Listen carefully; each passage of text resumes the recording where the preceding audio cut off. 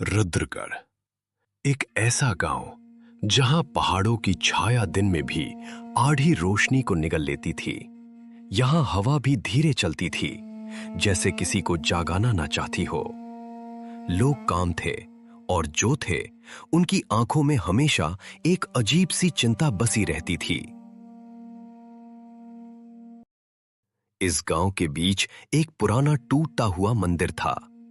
मंदिर के पीछे एक सूखा कुआं और उस कुआं के बारे में एक कहानी थी, कहानी मायाजाल की।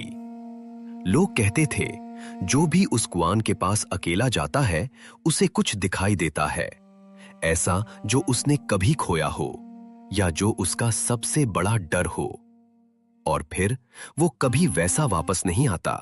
इस गांव में एक लड़का था, अरविंद, शहर से आया हुआ, पढ़ा लिखा, लॉजिक में बिलीव करने वाला।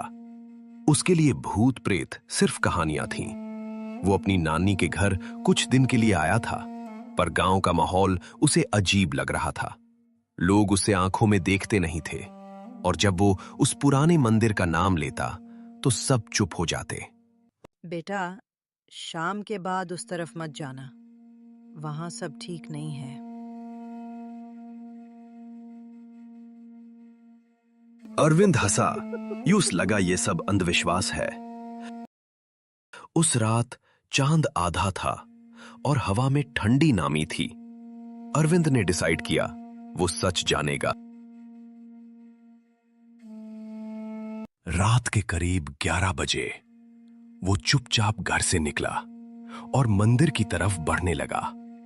रास्ते में पेड़ थे जिनके पत्ते हिल नहीं रहे थे, जैसे वक्त रुक गया हो। जब वो मंदिर के पास पहुंचा तो उसने देखा मंदिर की दीवारें टूट चुकी थीं, पर अंदर एक अजीब सी शांति थी, और पीछे वो कुआं बिल्कुल सूखा था, अंदर गहरा अंधेरा। अरविंद धीरे धीरे पास गया, और जैसे ही उसने अंदर झांका, उससे अपनी मां की आवाज सुनाई दी। वो मां जो 5 साल पहले गुजर चुकी थी। अरविंद, बेटा, इधर आओ। अरविंद का दिल जोर से धड़कने लगा। उसकी आंखों में आंसू आ गए। उसने कभी सोचा भी नहीं था वो अपनी मां की आवाज फिर से सुनेगा। वो और झुक गया, जैसे वो आवाज उससे खींच रही हो। तभी उसने महसूस किया कोई उसके पीछे खड़ा है। हवा अचानक ठंडी हो गई और उसने धीरे से मुड़कर देखा। एक औरत, लंबे उलझे बाल, सफेद कपड़े, पर चेहरा बिल्कुल साफ नहीं दिख रहा था, जैसे ढूंढ में हो। जो तुम देख रहे हो वो सच नहीं है। अरविंद घबरा गया। उसने फिर कुआं में देखा। मां अब भी बुला रही थी, पर पीछे खड़ी वो औरत उसकी तरफ धीरे धीरे बढ़ रही थी। मां, क्या आप सच में हो? जैसे ही उसने ये कहा, कुआं के अंदर की तस्वीर बदल गई।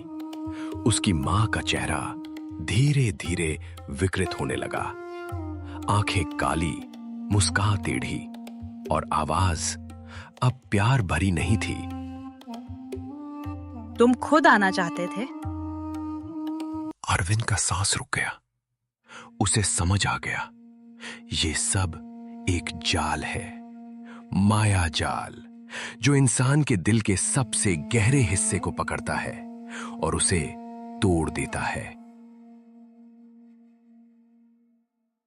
वो पीछे हटना चाह रहा था, पर उसके पैर हिल नहीं रहे थे, जैसे जमीन ने उसे पकड़ लिया हो। और पीछे वाली औरत अब बिल्कुल पास थी। अब उसका चेहरा साफ दिख रहा था। वो इंसान नहीं थी। उसकी आंखें खाली थीं और मुंह से हल्की सी हंसी निकल रही थी। हर कोई यहाँ कुछ ढूंढने आता है और खुद खो जाता है। अरविंद ने पूरी ताकत लगाई और आंखें बंद कर ली। उसने मां की आवाज को इग्नोर किया और जोर से पीछे हट गया। जैसे ही उसने कुआं से नजर हटाई, सब कुछ चुप हो गया। न आवाज, न हवा, न वो औरत, सब गायब। अरविंद जमीन पर गिर गया। उसका दिल अभी भी तेज धड़क रहा था। वो धीरे धीरे वापस घर आया, पर अगले दिन उसने अपनी नानी से पूछा, नानी, वो कुआं वहां क्या है? वहां कुछ नहीं है बेटा, सिर्फ लोगों के अपने डर और इच्छाएं हैं। पर कभी-कभी वो डर जिंदा हो जाता है। अरविंद चुप हो गया। उसने सर हिलाया और कमरे में चला गया। पर जैसे ही वो अकेला हुआ, उसने धारे से मिरर में देखा। मिरर में उसका रिफ्लेक्शन उसकी तरह काला नहीं था। वो मुस्कुरा रहा था, एक तेरही अजीब डरावनी मुस्कान।